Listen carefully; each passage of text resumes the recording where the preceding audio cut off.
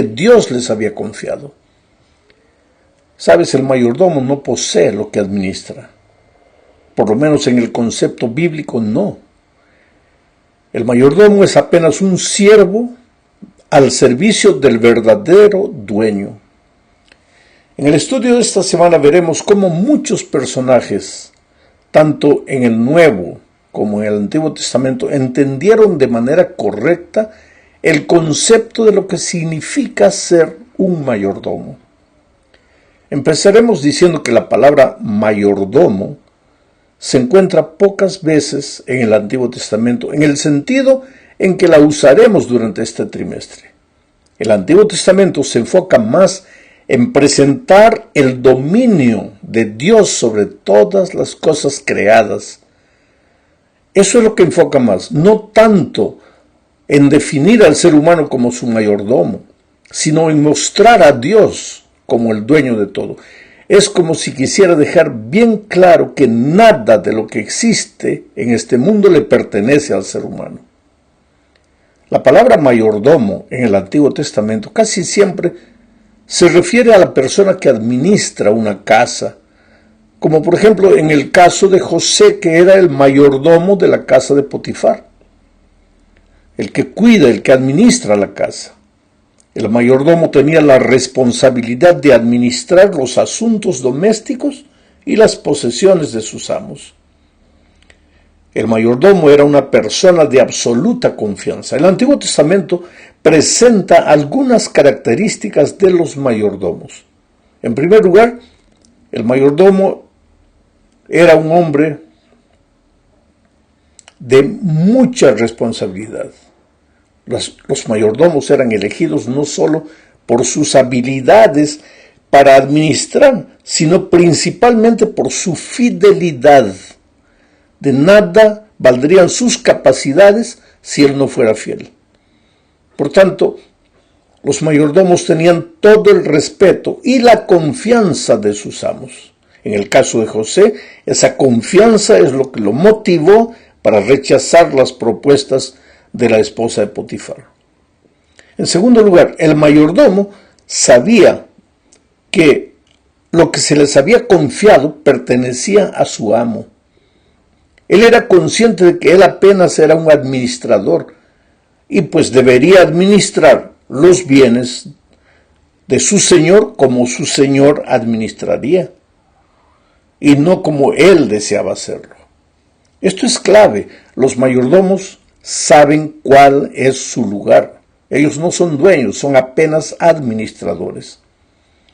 En tercer lugar, cuando los mayordomos tomaban para uso propio lo que se les había confiado, o sea, cuando eran pésimos administradores, cuando frustraban la confianza del dueño, la relación de confianza con el amo se malograba y eran despedidos del trabajo. Ese es el caso, por ejemplo, que encontramos registrado en Isaías 22. Sebna era mayordomo en la casa del rey Ezequías. Por tanto, gozaba de una posición influyente, inferior tan solo a la del rey, y pues se esperaba que fuese fiel en el cumplimiento de su deber. Sin embargo, aunque debería haber dado prioridad a los asuntos de la nación y de la casa del rey, Sebna buscó la gloria para sí mismo. Usó los bienes del rey para provecho propio. Se estaba haciendo labrar en lo alto de un peñasco una tumba lujosa, comparable a la tumba del rey.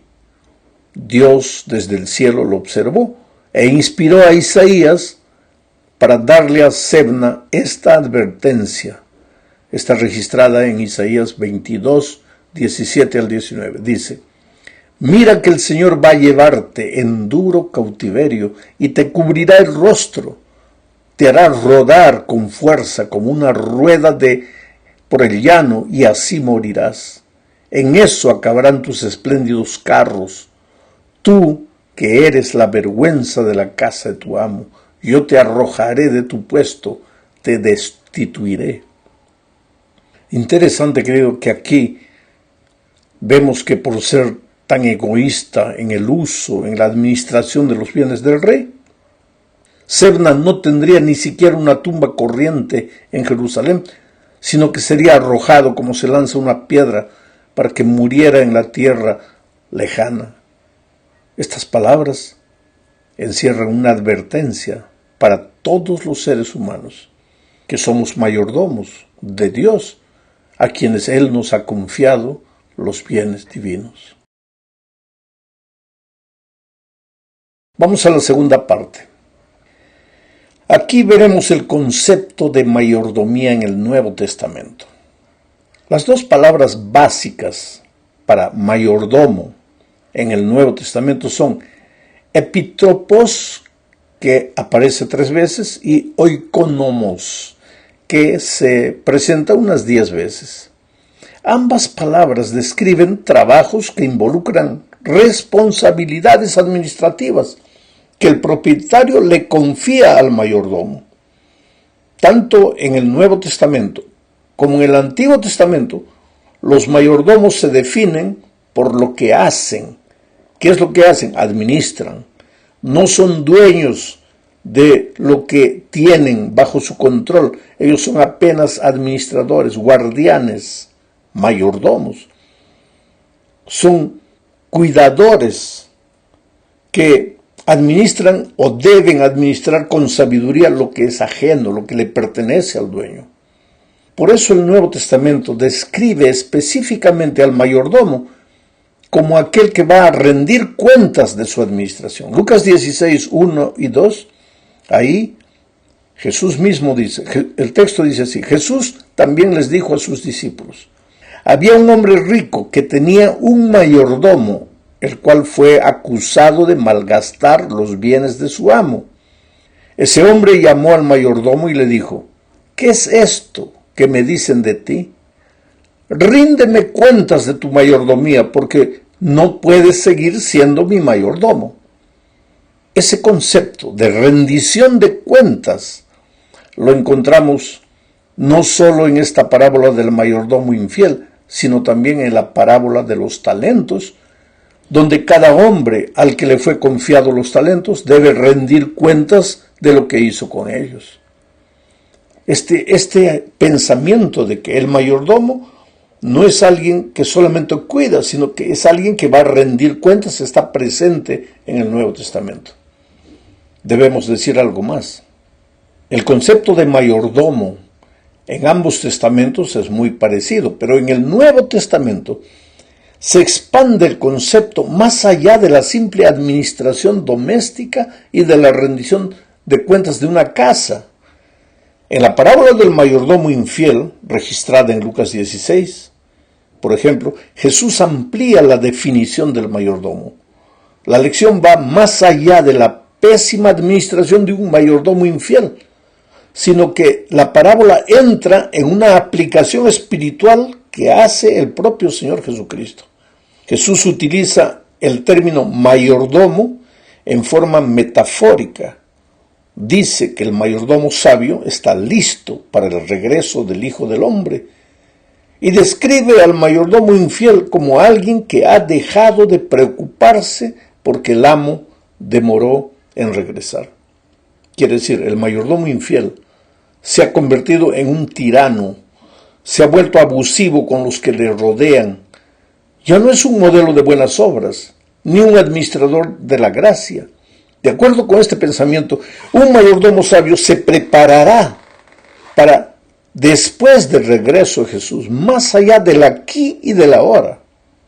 Veamos, para completar este concepto, lo que dice primera a los Corintios capítulo 4, versículos 1 y 2. Dice: todos deben considerarnos servidores de Cristo y administradores de los misterios de Dios. Ahora bien, de los administradores se espera que demuestren ser dignos de confianza. Y esto no tiene que ver solamente con las cosas, con el dinero, con las propiedades. Tiene que ver con los misterios de Dios. O sea, el concepto bíblico de administración va más allá de las simples cosas materiales. Ahora veamos lo que dice primera de Pedro capítulo 4 versículos 10. Ponga cada uno al servicio de los demás el don que haya recibido y sea un buen administrador de la gracia de Dios en sus diferentes manifestaciones. Quiere decir, Dios nos ha dado a cada uno diferentes talentos, diferentes dones, diferentes cosas. En el aspecto de dinero, a unos les ha dado más, a otros menos. En el aspecto de los dones espirituales, a unos les ha dado más, a otros menos. Eso está claro en la parábola de los talentos, donde uno recibe 5, el otro recibe 3, el otro recibe 1, pero no hay nadie que no haya recibido por lo menos un talento. Así son las cosas con Dios. Pero tanto el de 5 como el de 1 van a tener que rendir cuentas. No es porque uno recibió menos que el otro que puede dormir y puede administrar mal lo que recibió. Vamos a la tercera parte. Aquí veremos que Dios nos ha hecho también mayordomos de sus misterios, no solo de las cosas materiales. Leamos lo que dice Colosenses capítulo 2, versículos 2 y 3. Aquí Pablo registra una razón por la cual oraba en favor de los creyentes. ¿Y por qué oraba? Dice, para que su corazón, el corazón de los creyentes, se anime y para que permanezcan unidos en amor hasta que alcancen todas las riquezas que provienen de la convicción y del entendimiento, para que conozcan el misterio de Dios el Padre y de Cristo, en quien se hallan escondidos todos los tesoros de la sabiduría y del conocimiento. ¿A qué misterio se refiere Pablo aquí? Básicamente al misterio de la salvación. Sí, porque la salvación, mi querido, es un misterio. Jamás la mente humana podrá entenderla por completo. En la eternidad seguiremos estudiando el misterio del amor divino y nunca lo entenderemos por completo. ¿Cómo un Dios de amor? ¿Qué necesidad tenía un Dios de amor? Un Dios eterno, de enviar a su Hijo a este mundo para morir, para rescatar una raza rebelde. El ser humano no puede entender eso. Ese es un misterio. Como un Dios eterno se hizo carne en la persona de Cristo. Un misterio.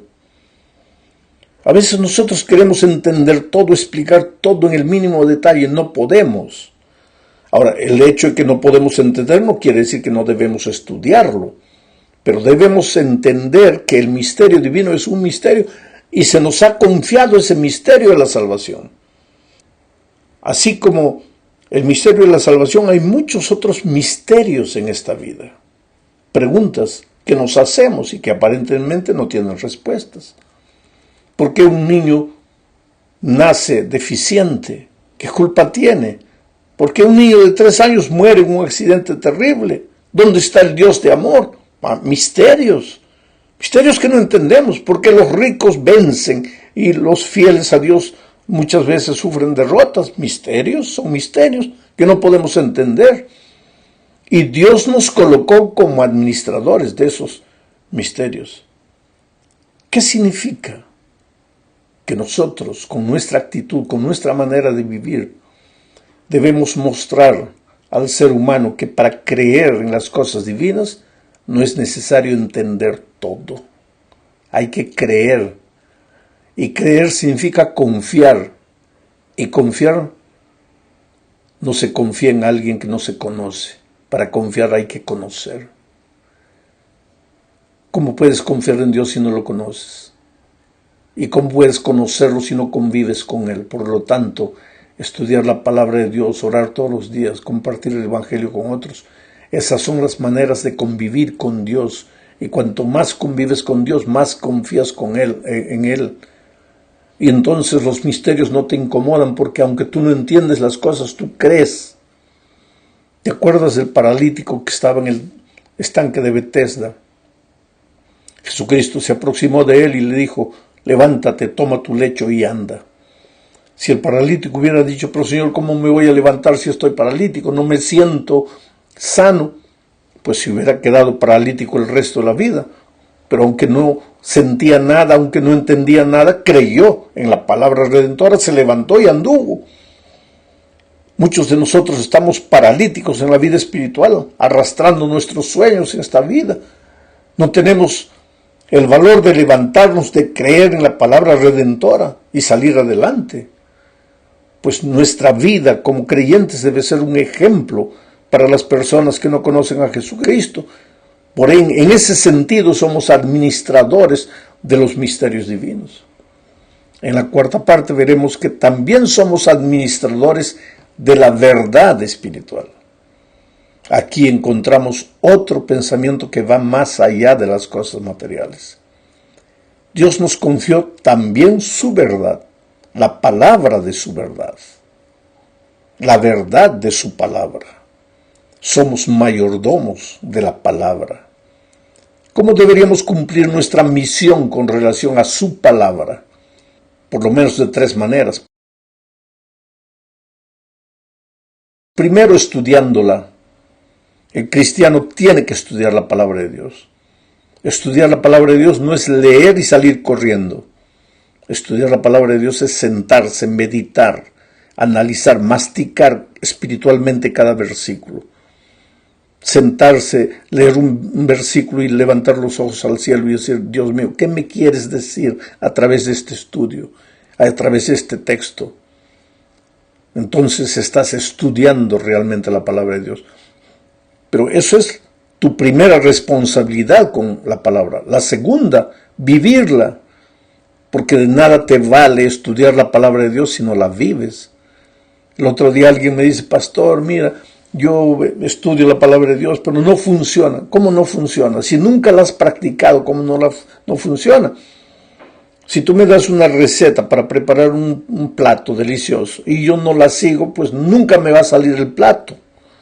Tengo que seguir la receta. Pues en su palabra Dios te muestra cómo vivir, cómo ser feliz, cómo crecer en esta vida. Pero tienes que seguirla. Si no la sigues, ¿cómo te va a funcionar la receta? Entonces, nuestra responsabilidad con la palabra, primero, hay que estudiarla. Segundo, hay que vivirla. Y tercero, hay que compartirla. Porque de nada te sirve la palabra solo si la estudias y la vives, pero no la compartes. Hay que salir, hay que contar lo que has estudiado, lo que ha traído paz a tu corazón. Hay que compartir la palabra con otras personas.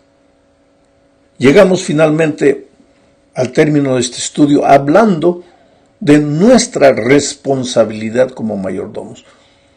Los mayordomos sabios son personas responsables.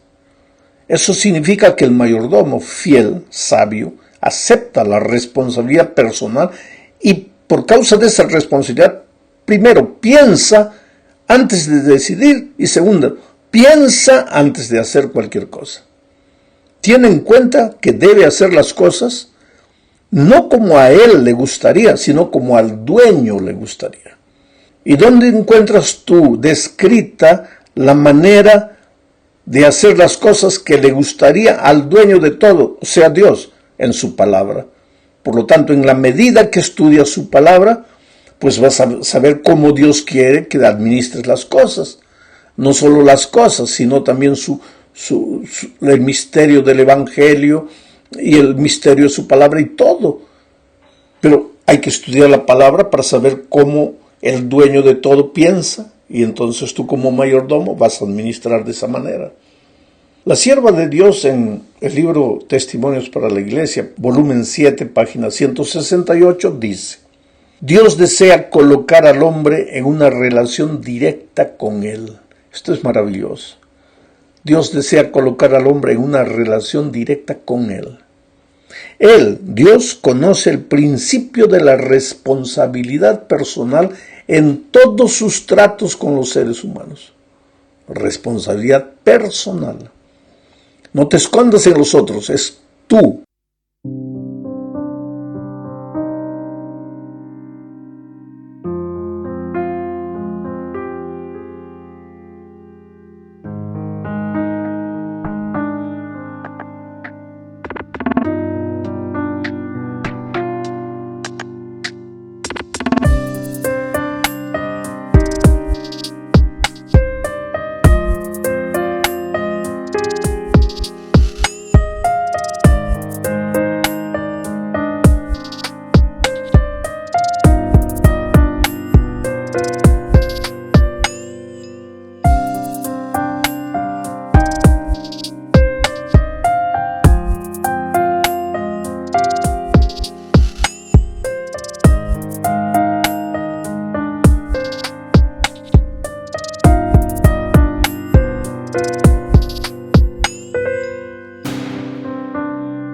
responsabilidad personal. Dios intenta promover un sentido de dependencia personal y mostrar la necesidad de una dirección personal. Sus dones son confiados a los hombres en forma individual. Cada persona ha sido hecha un mayordomo de responsabilidades sagradas. Cada una debe cumplir su tarea de acuerdo con las indicaciones del dador. Y cada una debe rendir cuentas a Dios del desempeño de su mayordomía. Mira cuántas veces se enfatiza la palabra.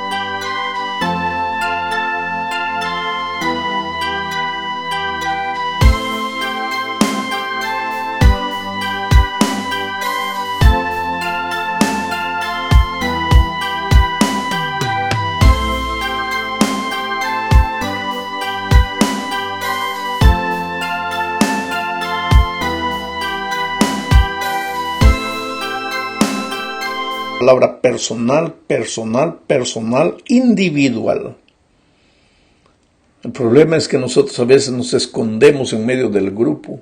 La iglesia está haciendo, la iglesia no está haciendo. Yo con todo respeto, con toda cortesía, pero para enfatizar el pensamiento te diría, tú no te preocupes tanto por la iglesia, preocúpate por ti, a final de cuentas tú eres la iglesia.